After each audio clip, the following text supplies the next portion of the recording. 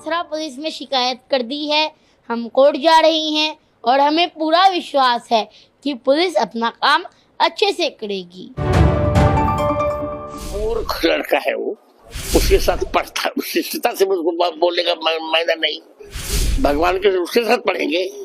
मैंने तो वृंदावन में उसको बहुत डांटा था। सच्चाई छुपाई गई, अफवाह उड़ाई गई, बात कुछ और थी, बताई कुछ और गई। वो वीडियो परसों प्रतापगढ़ का बताया जा रहा है जो कि झूठ है। वो वीडियो आज से 1-1.5 साल पुराना 2023 वृंदावन का है। क्या आपके माता पिता ने आपको कभी नहीं डांटा? क्या आपके गुरु ने आपको कभी नहीं डांटा? अगर देश की इतने बड़े संत जगत गुरु श्री रामभद्राचार्य जी ने मुझे डांट भी दिया तो इसको देश का सबसे बड़ा मुद्दा क्यों बनाया जा रहा है? वो कह रहे हैं आप स्कूल नहीं गए। अरे मैं स्कूल जाता हूँ और आज ऐसी स्थिति आ गई है कि मुझे इतनी ज्यादा ट्रोलिंग कर रही है कि मैं इन लोगों की वजह से स्कूल नहीं जा पा रहा हूँ। मेरी वजह से मेरी बहन भी स्कूल नहीं जा पा रही है। मेरे घर वालों के पास रोज 500 से 1000 कॉल्स आ रही है और उस देखिए जैसे दिवाली आ रही है, सब दिवाली की तैयारी कर रही हैं, दिवाली की शॉपिंग कर रही हैं और मेरे घर वालों के पास कॉल्स आ रही हैं कि आप घर से बाहर नहीं निकल सकते, आपको जान से मार दिया जाएगा। तो ये मेरे पिताजी के पास, मेरे घर वालों के पास कॉल आ रही है। अब मेरी मैया को तो कॉल्स उठाने से भी डर लग रहा है। मूर्ख लड़का है वो, उसके साथ पढ़ता, शिष्टता से मुझको बोलने का मायना नहीं। भगवान के उसके साथ पढ़ेंगे। मैंने तो वृंदावन में उसको बहुत डांटा था। आपके एक गवाही ने श्री राम जन्मभूमि की दशा और दिशा को बदल दिया। श्री कृष्ण जन्मभूमि को लेकर के आपकी गवाही क्या गुल खिलाएगी, कैसे करेंगे, इस पर थोड़ा सा बात करें। उसी समय पता चल जाएगा जब कोर्ट मुझे बुलाएगा और मैं अपना पक्ष रखूंगा।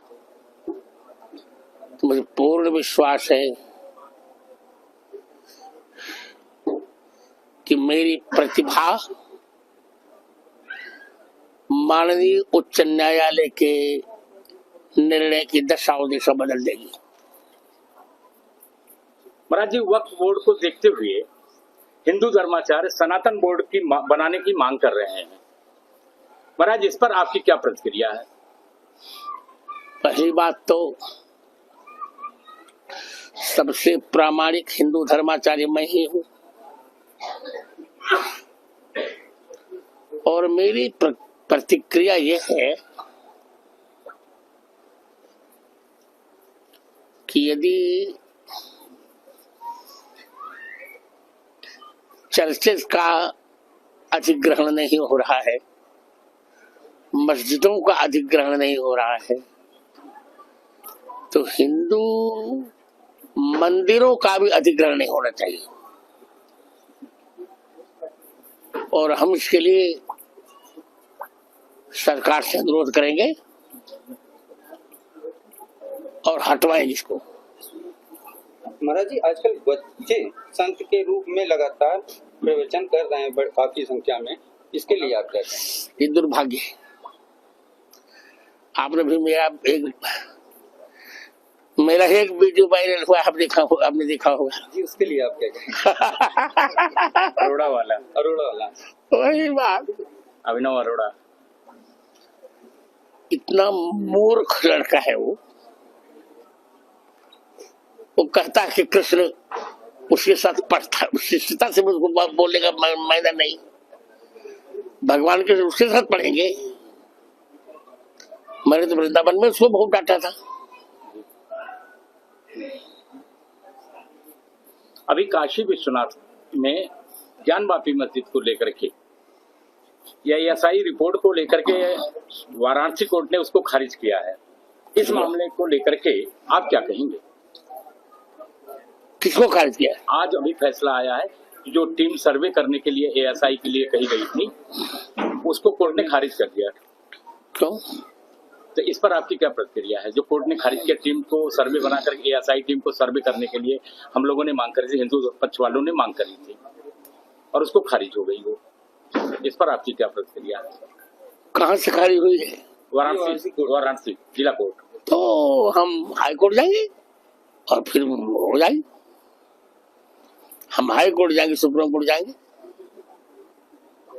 उच्च न्यायालय और उच्चतम न्यायालय हमारे अनुकूल निर्णय देगा। देखिए, आज की स्थिति पर एक बड़ी वक्ता है। मुझे उनकी कुछ लाइन्स याद आ रही है, कुछ पंक्तियां याद आ रही है। सच्चाई छुपाई गई, अफवाह उड़ाई गई, बात कुछ और थी, बताई कुछ और गई। वो वीडियो परसों प्रतापगढ़ का बताया जा रहा है, जो कि झूठ है। वो वीडियो आज से 1-1.5 साल पुराना 2023 वृंदावन का है। क्या आपके माता पिता ने आपको कभी नहीं डांटा? क्या आपके गुरु ने आपको कभी नहीं डांटा? अगर देश के इतने बड़े संत जगत गुरु श्री रामभद्राचार्य जी ने मुझे डांट भी दिया, तो इसको देश का सबसे बड़ा मुद्दा क्यों बनाया जा रहा है? ये तो किसी ने नहीं डाला कि जगत गुरु रामभद्राचार्य जी ने उसके बाद मुझे अपने रूम में भी बुलाया था और अपना आशीर्वाद भी दिया था। लेकिन आपने बोला कि रामभद्राचार्य जी ने मुझे डांटा। अरे आपके गुरु ने भी तो आपको 8 साल की उम्र में कभी डांटा होगा, 9 साल की उम्र में कभी डांटा होगा। क्या आपसे 8 साल की उम्र में, 9 साल की उम्र में कभी गलती नहीं हुई क्या? वो कह रहे हैं आप स्कूल नहीं गए। अरे मैं स्कूल जाता हूँ, और आज ऐसी स्थिति आ गई है कि मुझे इतनी ज़्यादा ट्रोलिंग कर रही है कि मैं इन लोगों की वजह से स्कूल नहीं जा पा रहा हूँ।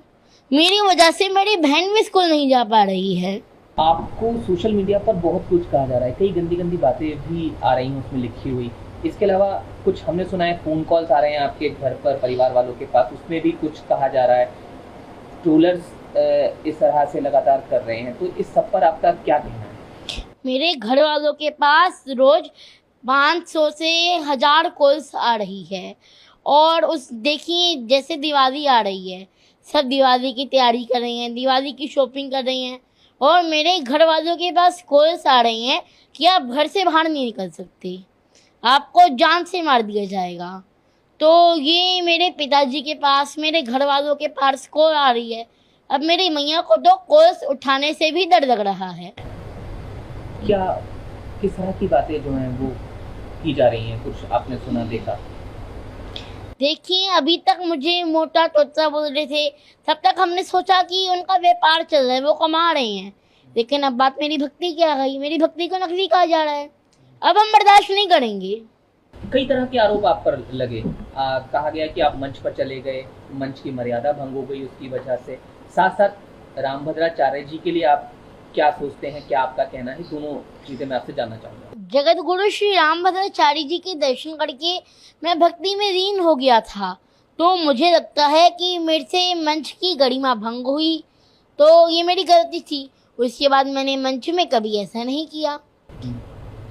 क्या सोचते हैं आप रामभद्राचार्य जी के लिए, क्या आपके विचार हैं? देखिए, रामभद्राचार्य जी की डांट में भी एक प्रेम छिपा हुआ होता है। उन्होंने मुझे डांटा, इसको भी मैंने आशीर्वाद स्वरूप ही समझा। और मेरे ऊपर ये जो आरोप लगाए जा रहे हैं, ये बहुत ही दुर्भाग्य की बात है। और कई चैनल मुझे, कई लोग मुझे धर्म गुरु और संत कह करके भी पुकार रहे हैं। कृपया ऐसा ना करें। अभी तो मैं मेरे कान्हा जी का, मेरी राधा रानी का, मेरे राम जी का एक भक्त हूँ। मैं तो धर्म को सीखने के प्रयास में हूँ। तीर्थों के दर्शन करता हूँ, ज्ञानी संतों से मिलता हूँ, उनसे समझता हूँ, उनसे सीखता हूँ। मैं तो सनातन धर्म का प्रचार करना चाहता हूँ। क्या हुआ था वो मंच वाली बात, एक बार जरूर बता दीजिए आप, क्योंकि उसी को लेकर मुख्य बात जो है आप पर आरोप लगे। वो एक बार अगर आप बता पाएं पूरा, क्या कुछ हुआ था? आप मंच पे चले गए थे, क्या हुआ था? जगत गुरु श्री रामभद्राचार्य जी महाराज ने मुझे डांटा था, और मेरा तो मानना है कि उनकी डांट में भी मैंने आशीर्वाद स्वरूप ही पाया। और उसके बाद उन्होंने मुझे अपने रूम में बुला करके भी आशीर्वाद दिया था। तो ऐसा क्या था जिसमें आपको डांट का सामना करना पड़ा? क्या आप कर रहे थे, वो जरूर सब जानना। देखिए, उस समय मुझे मंच की गरिमा नहीं पता था कि उसमें शांत रहना है, तो मैंने उसमें राम जी का जयकारा लगा दिया था, जिससे मंच की गरिमा भंग हो गई थी। तो उसके बाद मैंने ऐसी कोई गलती नहीं की, और आपकी गलती आपको एक सीख देती है। तो फिर आप जब रामभद्राचार्य जी से मिले तो क्या आपने कुछ कहा, उन्होंने कुछ कहा, तो वो थोड़ा और बताइए उसके बारे में। क्या कुछ बात हुई, क्या रहा जब आप दोबारा मिले उनसे? उसके बाद उन्होंने मुझे अपने रूम में भी बुलाया था और मुझे आशीर्वाद दिया था। और अब जब आप वो वीडियो देख रहे हैं कि दोबारा रामभद्राचार्य जी आपको कह रहे हैं, आपके लिए एक शब्द का इस्तेमाल उन्होंने किया है, तो क्या आप उस पर कहना चाहेंगे? जो दोबारा वीडियो सामने आया रामभद्राचार्य जी का, उन्होंने मूर्ख शब्द का इस्तेमाल किया है। जी, उनकी डांट में तो प्रेम है, आशीर्वाद है। क्योंकि आप बता रहे हैं लगातार धमकियां आ रही हैं, गंदे गंदे मैसेज भेजे जा रहे हैं, तो इसमें क्या आप कोई कानूनी रास्ता भी अपना रहे हैं? हमने मथुरा पुलिस में शिकायत कर दी है, हम कोर्ट जा रही हैं, और हमें पूरा विश्वास है कि पुलिस अपना काम अच्छे से करेगी।